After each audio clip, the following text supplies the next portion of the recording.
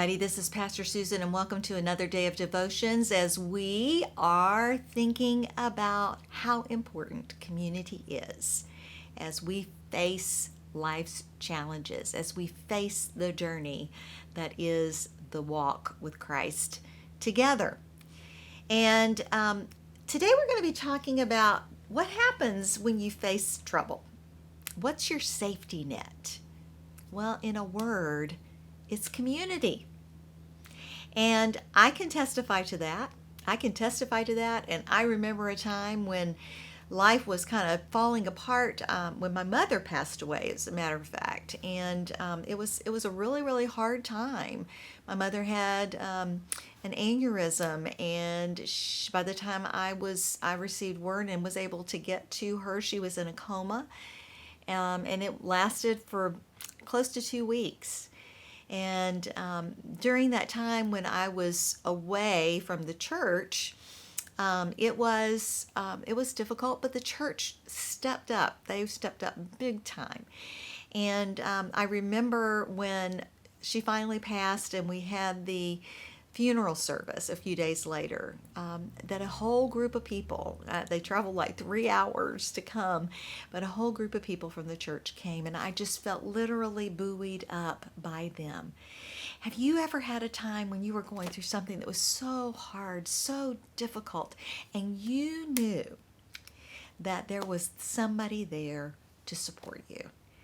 You know, that I can't think of a better community than the church to be able to provide that kind of support, especially when we're going through difficult times in our lives. When we're willing, and we talked about this yesterday, when we're willing to share the struggles that we may be going through with one another, to know that that's our safety net. That's the safety net that God has provided for you and for me, community. And we don't have to have 100 people, 2 or 3, 4 people in our lives who really we can reach out to. Who's that person you can reach out to at 2 o'clock in the morning and let them know you need help? That is what community is.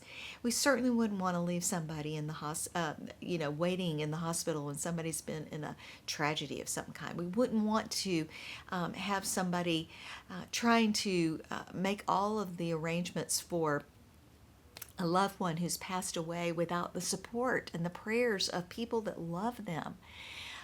We wouldn't want ever to not know that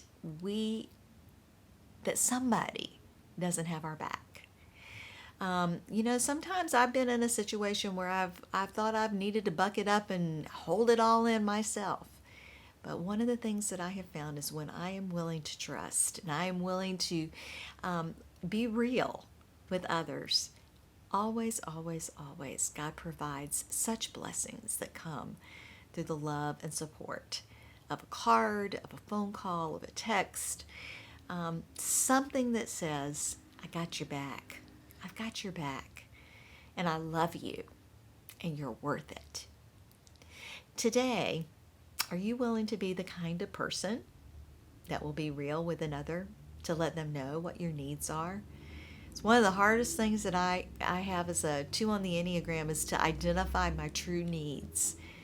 And so today, I'll just share with you. I mean, this is being recorded a couple of days, about a week before it's going to air. But I will share with you that I'm a little tired today. Got back from the Holy Land, and I think it's finally hitting me that I have been in a faraway land, and I've just kind of been running since I came back home, and I need to stop.